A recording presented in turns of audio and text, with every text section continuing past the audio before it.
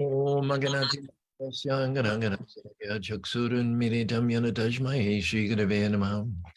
Si Chaitanya Manobishtam Sthapitam Sayam Rupa Karamyam Darati Sahaparantikam Vandeham Sri Guru Siyata Parkamanam Sri Gurun Vaishnavam Sirupam Sagadatam Haganadaganatam Vitam Sabsdevam Sadvaitam Sapadutam Parijana Saitam Krishna Chaitanya Devam Sri Radha Krishna Padan Sahagana Lalita Shri Vishikan Vitam Stam Hey Krishna Karuna Sindhu Dino Bandhu Jigapate Gopisha Gopika Kanta Dali Kanta Namostute Jayatam Sarito Pango Mama Mandar Patirgati Matsavashapadam Bodha Radha Namaram Sriman Rasarasaram Vivamsi Vada Carson Beneocean Upagu Gopanata Sri Sanam Divyadvindaranya Kapadumada Srimad Ratnagara Shima Shanishto Shri Shilada Shira Govina Prestadavi Seva Manushmanami Namo Brahmanya Devaya Go Brahmanya Taya Jajagat Krishnaya Govinaya Namo Namaha Mangalam Bhagavan Vishnu Mangalam Guru Rajaja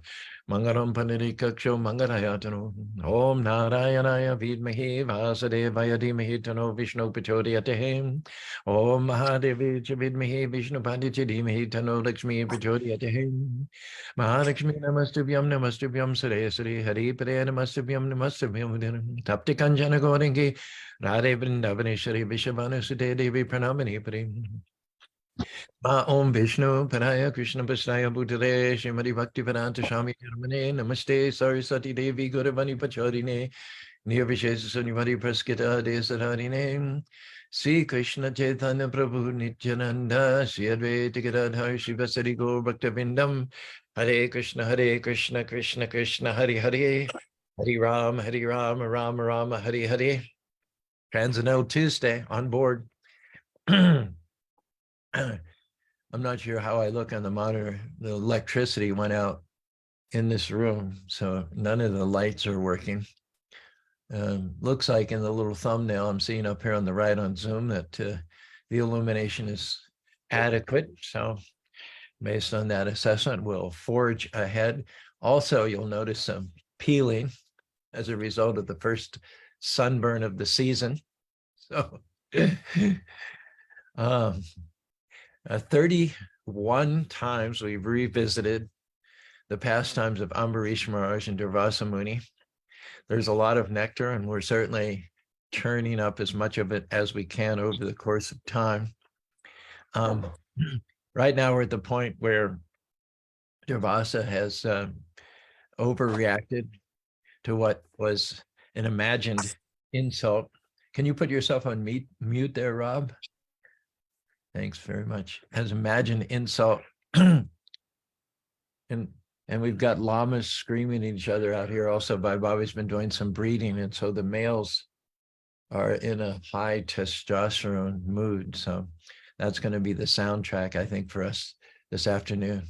Llamas are normally quite quiet. In fact, one book about llamas called them speechless brothers, but they're noisy when it's time for breeding. In any case, Durvasa has lashed out at the faultless Ambarish Maharaj, called him a cruel man, called him proud, gone so far as to say, as Ambarish considers himself God. Someone said that anger is one letter short of danger. Another saying is that anger is like a gun. You put it to your shoulder and you aim it at someone, but when you pull the trigger, it shoots you. And no one is damaged more than the person who cannot control their anger. And why is it that some people, their default mood is anger? They just get angry at everything, even when there's no cause for anger.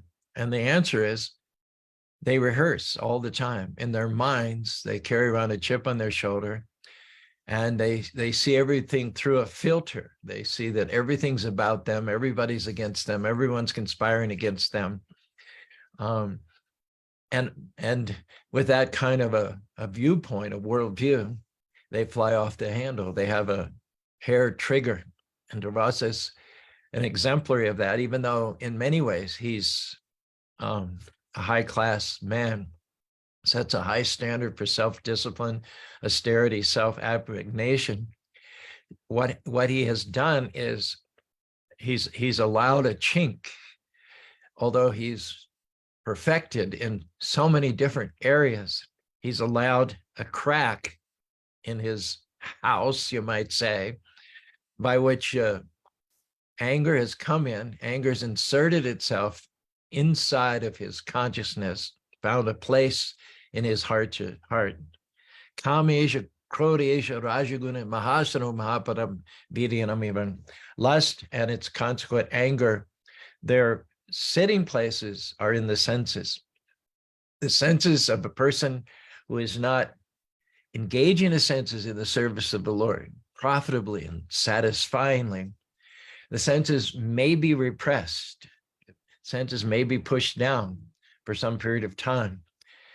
Durvasa certainly is very expert in doing that, repressing, denying the urge of the senses, pushing them down. But ultimately, they will have their way. The senses, the material senses accompany us for the express purpose of reaching out and making contact with the external world. Touch wants to touch something externally. The eyes want to see something externally. The ears want to hear something externally. The mouth wants to speak something externally. The nose wants to smell something externally. And so when that contact is established, then attachment develops. Dayato visham pum sam. This was our discussion yesterday. You allow the slightest opening for the senses to reach out their tentacles and grab hold of something externally. And then as soon as that contact is made, the mind is dragged in that way. And by the contemplation of the objects of the senses, attachment develops. From attachment, lust, I must have this, or I must have more of this. And from lust, there is anger, because no matter how much you have of sense gratification, it demands and it demands and it demands and it demands, but it never satisfies. No matter how much fuel, no matter how much wood or gasoline you put on the fire, it will not quell the fire. All that feeding the fuel to the fire does is cause the fire to burn higher or brightly. Evam griyesho barato vishyam sevamano chara ajastokare vanala. Good example of Sabari Muni. He had 50 wives. He had 10 sons by each wife. He had 5,000 immediate family members. He had previously been so expert at controlling his senses, he lived underneath the water. But eventually he saw some fish copulating. This triggered his desire for sense gratification. He went out, he got married, and he ended up being surrounded by 5,000 family members. And it was all originally, he was so good at controlling his senses that he was living underneath the water. Can you imagine the level of sense control it would require to live underneath the water?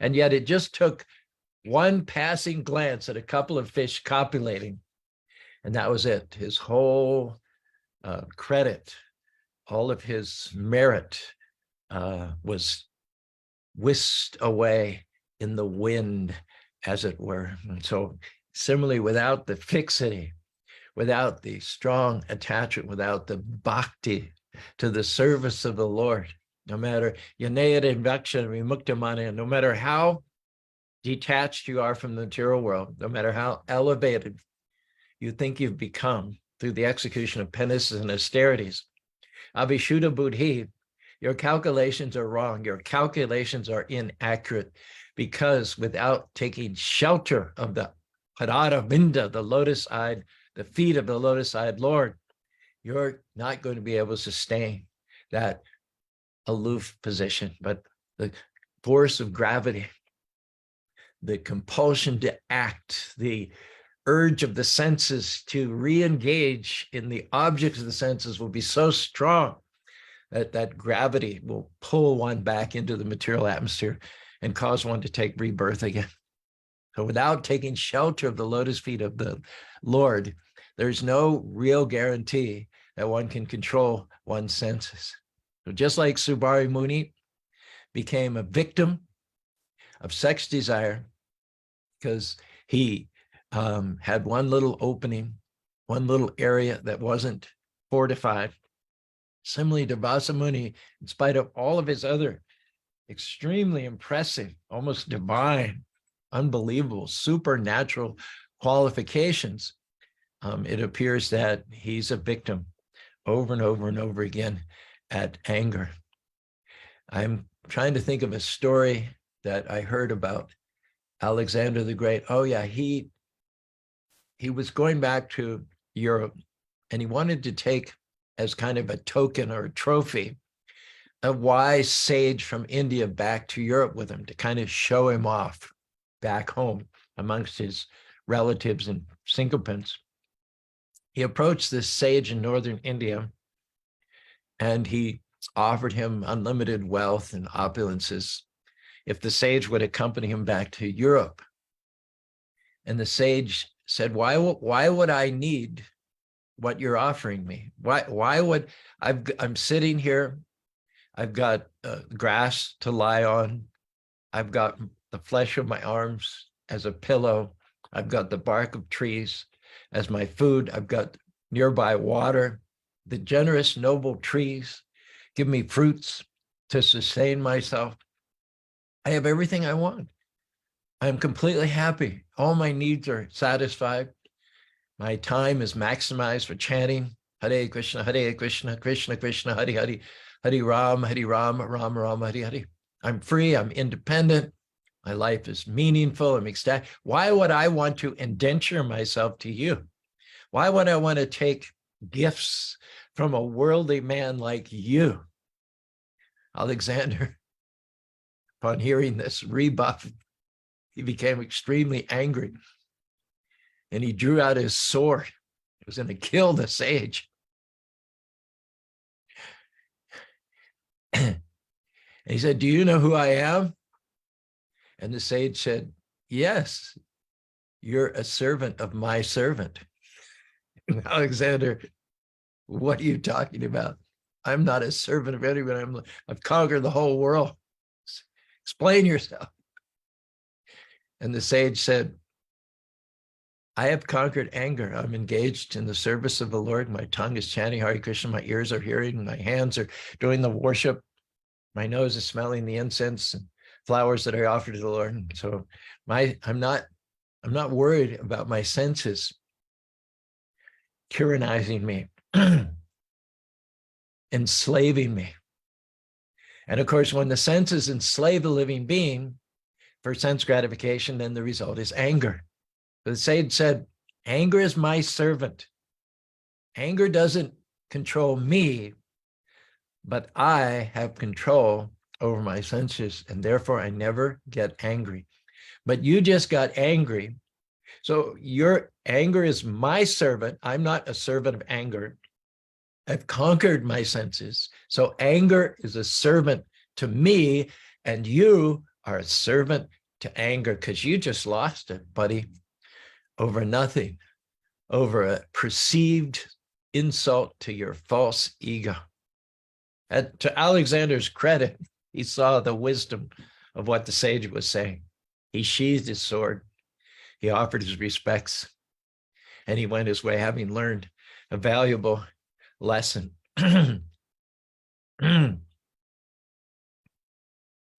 Durvasa Muni, although a great yogi, was subject to anger. He was a servant of the servant. And what happened was he plucked a hair, presumably had big matted locks, as yogis often do.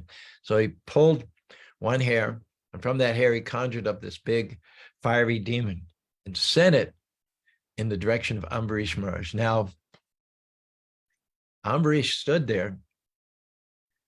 He didn't run. He held his ground. You know, what would you or I have done under that circumstance? Would we have thought, oh my gosh, I need to run. I need to hide.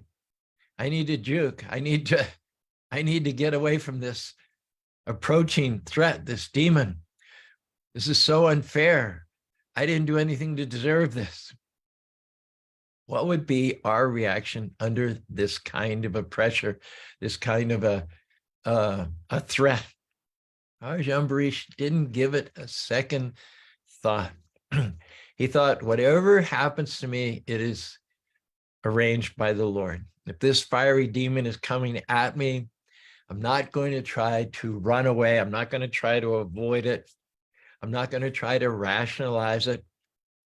If it's my fate, if it's the Lord's will that I get burned, so then I'm going to get burned. And he just stood there with his hands folded without being disturbed in the least little bit.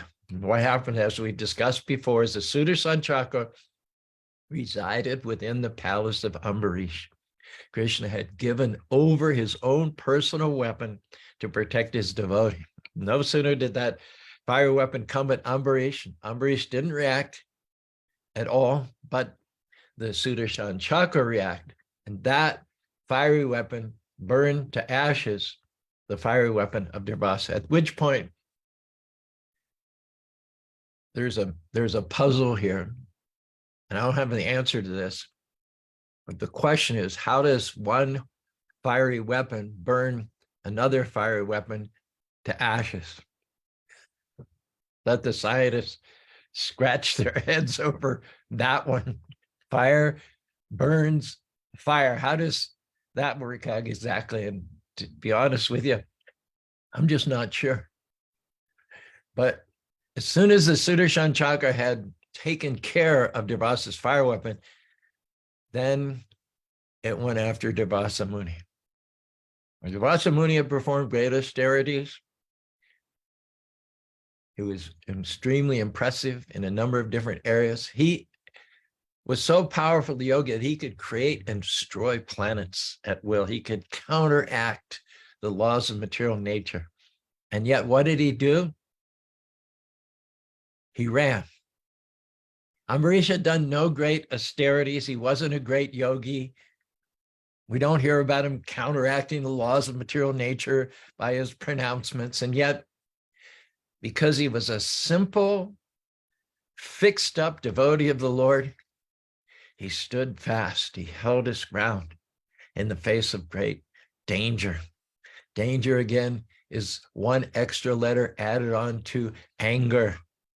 Durvasa Muni, wherever he went, because he was unable to control his anger, he presented a great danger to himself, but also a great danger to others, but also a greater danger to himself. Now that weapon, that fire that he'd released, has come full circle in a boomerang effect. And now the fire is chasing Ambarish Maharaj, and he doesn't have what Ambarish has. Whatever it is that causes Ambarish to stand calmly in the face of the threat, Durvasa Muni does not have that. He is not at all upset like the lamas are upset right now, causing a ruckus outside of our heart. Without God consciousness, one thinks one has to protect oneself by running away. But in God consciousness, one knows that Krishna will fight my battles. Krishna is going to take care of his devotees. Krishna is faithful. He never breaks his promise to his devotees. There have been instances where Krishna breaks his own promise in order to keep his promise of protecting always his devotees. Parta nebaha madram vinashashtavanayikaratim durgatim tadagajatim. Krishna says to Arjuna, tell it boldly, Arjuna, to the people, that my devotees will never perish. Meanwhile, Durvasa's flying away. Vasa leaves, Sudarshana Chakra leaves. and Ambarish is there feeling guilty, feeling like on his account, all this trouble is taking place. Durvasa is getting burned, feeling greatly uncomfortable. So he thinks, let me go somewhere where I can cool off. He went to the bottom of the ocean. And yet, even though Durvasa was underwater in the bottom of the ocean, and the deeper you go in the ocean, the colder it gets, still the chakra followed him. Still the chakra was burning him, even in the bottom of the ocean. And we learn from this that Krishna can protect one in all circumstances without respect to the laws of material nature, and he can also harass someone without respect to the laws of material nature. Not in the natural, Durvasa should have found relief in the depths of the cold ocean, but he did not. Could not find relief there. Then he thought, I'll go to Lord Brahma. Lord Brahma lives on the highest planet of this material world. He's the most exalted personality within this universe. I'll ask if he can do something to call off this Sudarsana chakra, which is following me. Brahma said, I am a maidservant of Lord Krishna. I am like, even as far as other Brahmas are concerned, I am just the least significant of all the Brahmas that govern all the universes in this material world. Krishna, simply by lifting a corner of his eyebrow, can destroy this entire universe, including my planet. And you want me to counteract something that Krishna has put into motion? You want me to do something about Krishna's own personal Sudarshana weapon? I don't think so. I don't think so. Krishna is my Lord and Master. And whatever he says goes, whatever he does goes. You're going to have to find someone else. After which Durvasa Muni went to Lord Shiva in the Himalayas. Lord Shiva told him, there isn't anyone in this universe who can save you.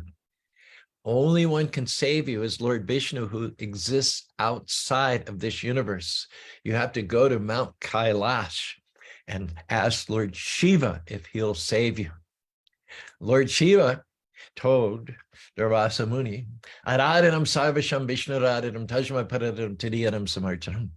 Lord Shiva said, you have to appeal to Lord Vishnu, because Lord Vishnu is the Supreme Personality of Godhead. He is my Lord. When the world was threatened with the halhala poison generated from the churning of the ocean, everything was swooning, losing consciousness because of the noxious fumes which came from this poison.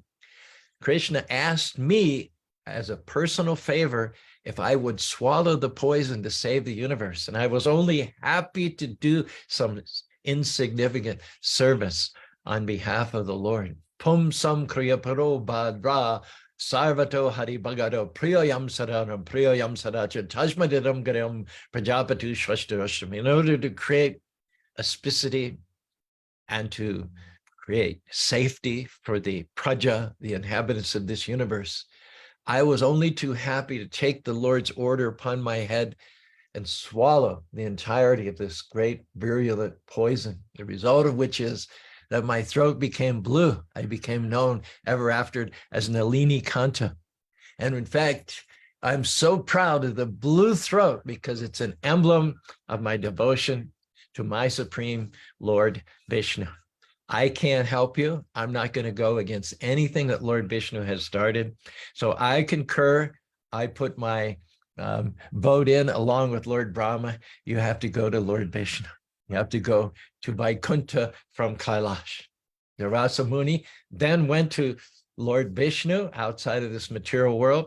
And Lord Vishnu told him, this is the famous couplet of verses, perhaps the two most famous typical verses of the Srimad Bhagavatam. Aham bhakta paradina hiyashratantika shadavadishnam bhaktir janapriyam. Krishna or Vishnu says, most people think I am the supreme. Most people think I am all powerful, but my devotees are more powerful than I am. I am subordinate to my devotees. I am not independent. I will not do anything without checking first with my devotees to see if it's okay. You offended my devotee Ambarish Maharaj. You're getting the reaction for having done that. There's really nothing I can do unless you get the forgiveness of my devotee. I myself am not independent. I am helpless. So even Lord Vishnu could not help Durvasa Muni in that area. To be envious of a devotee is so serious that amongst the 10 offenses against chanting the holy name, Offending the devotee is described as the mad elephant offense. Imagine a garden in which you're cultivating a tender creeper. You're weeding it, you're watering it, you're pruning it, you're taking diligent, scrupulous care of that creeper. And that creeper is your bhakti, your devotional service. You put it in the right soil, you're nourishing it with chanting and hearing, you're taking prasadam, you're associated with devotees, and it looks good. So far, it looks good. That creeper has got to be 8, 10, 12 inches tall, but it's still very formative. It's still in a transitional stage. You've done everything you can do to fence off the garden, to weed, to water, to nourish, but all of that work will become null and void if an elephant should happen to go on a rampage through that garden. He will knock your fence over. He will trample your creeper into the ground. He will churn up the earth. He will bring mayhem, totally destroy the fruits of your spiritual life. So offending a devotee of the Lord is called a mad elephant offense. There's nothing more injurious to someone who has spiritual aspirations than offending a devotee of the Lord. Sadhus, devotees are in my heart, Lord Vishnu says, and I am in the heart of my devotees.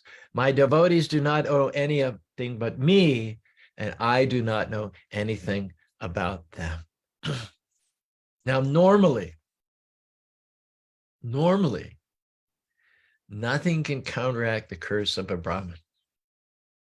It is said that the words that come out of a Brahman's mouth can never be untrue. And that's why Durvasa Muni had on occasion created a planet. He created his own planet by simply speaking such words out of his mouth.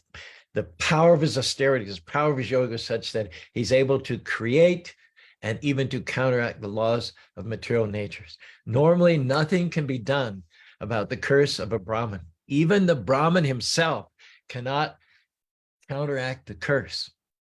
We find instances, for instance, in the case of the Vasus. The Vasus offended Vashishta Muni by trying to steal the cow, and Vashishta Muni cursed him to take birth in the material world. They asked him if he could counteract the curse, if he could negate the curse. He said, once spoken it, it cannot be untrue. So the best they could do was get a mitigation. The best they could do was get a counter blessing against the curse, but the curse could not be undone. They would have to take one birth in the material world. However, Vashishta mitigated the curse by telling the 7 of the 8 Vashus that they would only have to be on Earth planet for a short time. They would come back to their original celestial position.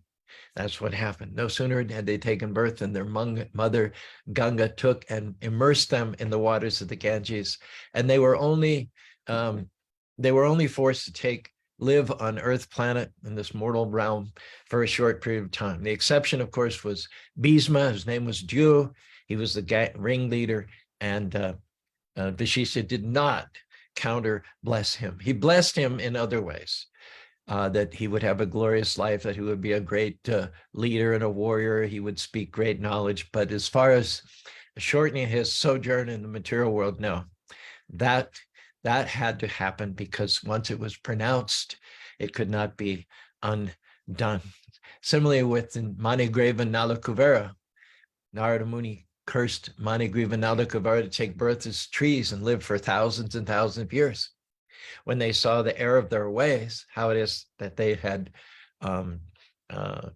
offended Narada Muni by failing to cover their nakedness, they bowed for him. They asked him to remove the curse, and he said, having uttered the curse, I cannot undo it.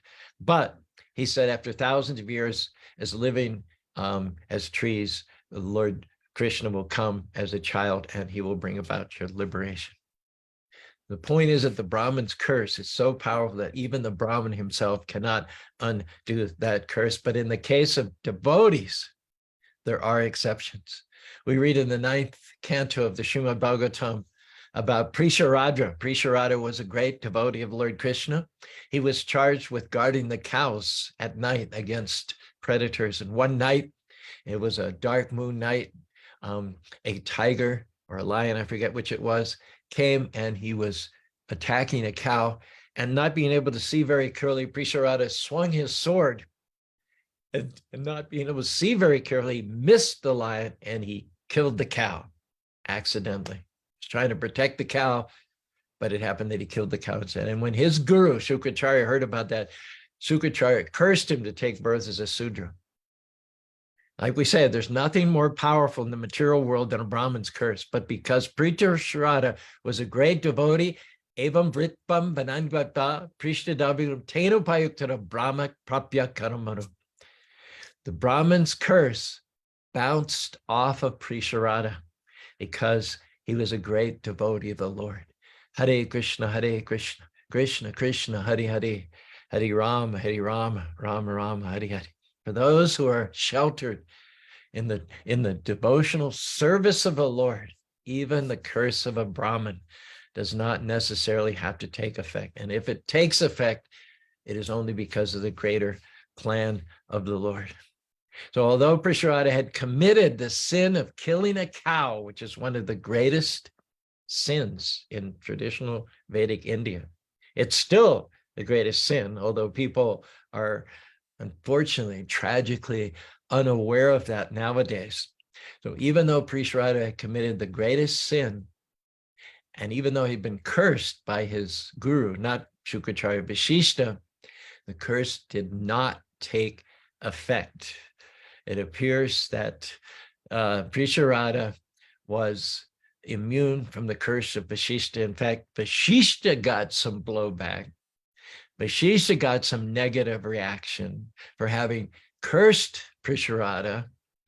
Prisharadra was not guilty of any great offense. It was dark.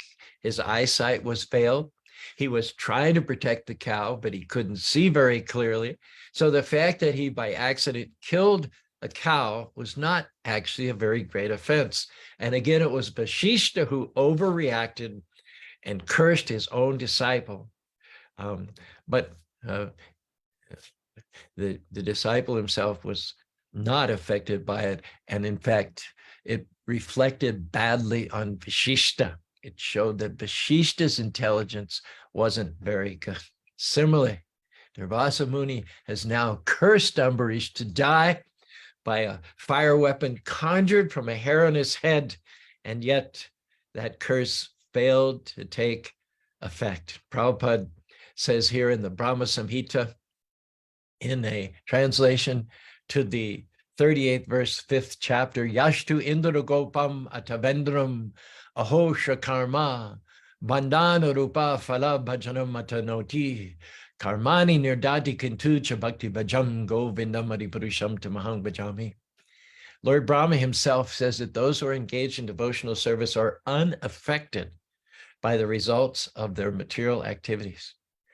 Otherwise, outside of devotional service of the Lord, however, everyone, even the smallest microbe, up to Indra, the king of heaven, is subject to the laws of karma. A pure devotee, on the other hand, always being engaged in the service of the Lord, is exempt from these laws. And thus we have it, the distinction, the counterpoint, the polarity, the contrast between the self-possessed Maharaj, Ambarish, and Durvasa Muni, who was the servant of anger. Aham sarvasya prabhava mata sarvam pravartiti iti madhya bhajantyam Buddha bhava samantitam. Krishna says, everything comes from me. I am the source of everything. The wise who know this worship me with all of their heart. So you cannot disregard, you cannot ignore this mandate from the Supreme Personality of Godhead without being thoroughly condemned. And throughout the pages of the Bhagavatam, we're seeing in so many different ways, it's being illustrated in multifarious ways that outside of devotional service to the Lord, There's no guarantee of sense control. There's no guarantee of fearlessness. There's no real protection by the Lord from one's own senses, from one's own mind. In the last analysis, we are our own worst enemies. And until we come to the consciousness of who we are in the deepest sense of the word, we are Nitya Siddha Krishna Prema. We are eternally and constitutionally and foundationally servants of Krishna. And until we step into the middle of our true identity, we'll not know peace, will not know satisfaction, will not be able to exercise real sense control. Krishna Bhakti Niskama Ataiva Shanta Bhukti Mukti Siddhi Kamara Shakadeo Shantam. Krishna Bhakti Nishkama, the bhaktas, the devotees of Krishna are peaceful, calm, fearless, self-controlled, and serene. They have no material desires. There is no chink through which kama, lust, and attachment can come. The materialist, simply by contemplating the objects of the senses, he puts himself at extreme risk. But when the devotee contemplates the object of the senses, he's not risking anything. He sees a beautiful woman, or a devotee, Mataji, sees a good-looking man. They see only Krishna's artistry. They see Krishna, and they see the opposite gender as a sister. They see the opposite gender as a brother. They see incredible wealth or opulence as Krishna's. They never mistake the opulence as being subject to their proprietorship. And everywhere they look, everything they see, everyone, the wife, the family, the relatives, the influence, the career, the bank balance, the residence, the transportation, Krishna, Krishna, Krishna, Krishna, Krishna, Krishna.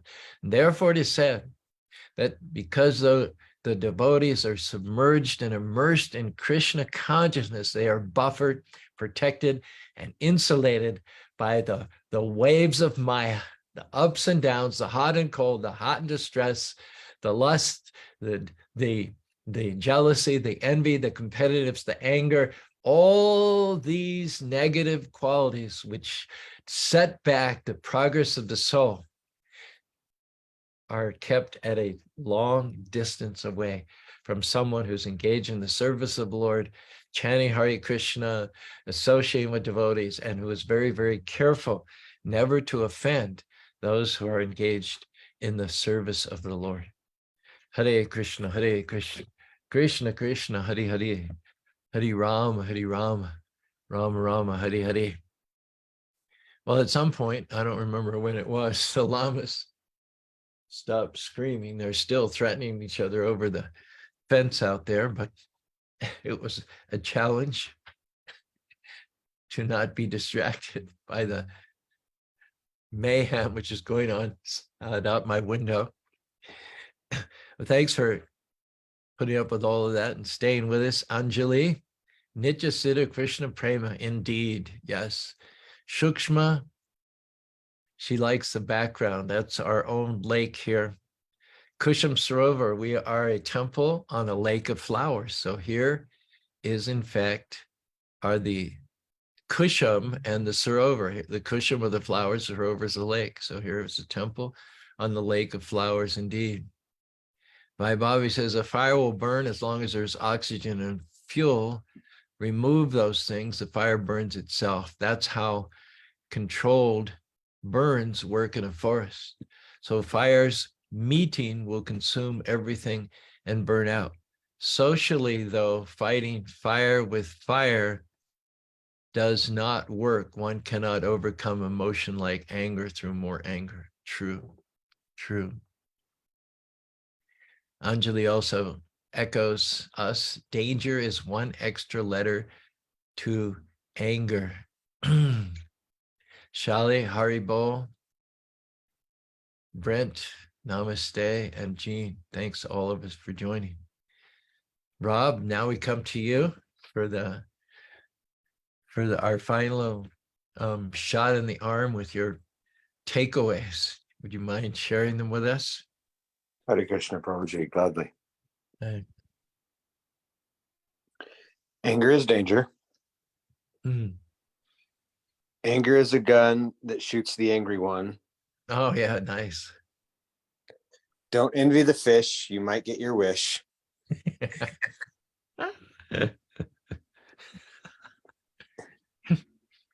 Even the best can fail the test.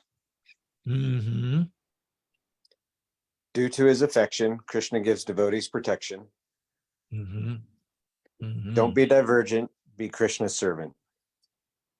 Nice. They're all really nice and short, concentrated today. Good job. Please send those over to me. And we will reconvene tomorrow on Wisdom Wednesday. Let me also announce that on Thursday is the appearance of Nrsingadev, the half man, half lion incarnation of the Lord. And particularly in Salt Lake City, there will be a gala celebration beginning at 6 o'clock. I had a text message from Ras Vilas last night that the feast is covered, the lecture is covered, the bathing ceremony is covered, the kirtans are covered. Even though Sundari Priya is in India and I myself will be down here, still the devotees have worked together and cooperatively to plan a wonderful observance on Thursday night. So I'd encourage anybody who's able, the lamas are back at it again, who's able to go. And undoubtedly, they'll also broadcast it on Facebook Live. So one way or another, please take advantage of the auspiciousness of this coming Thursday's Nrsinga Chaturdasi. I'll take your leave on Transcendental Tuesday. We'll see you again in 23 more hours. Hare Krishna, Krishna Krishna, Hare Hare, Hare Rama, Rama Rama, Hare Hare.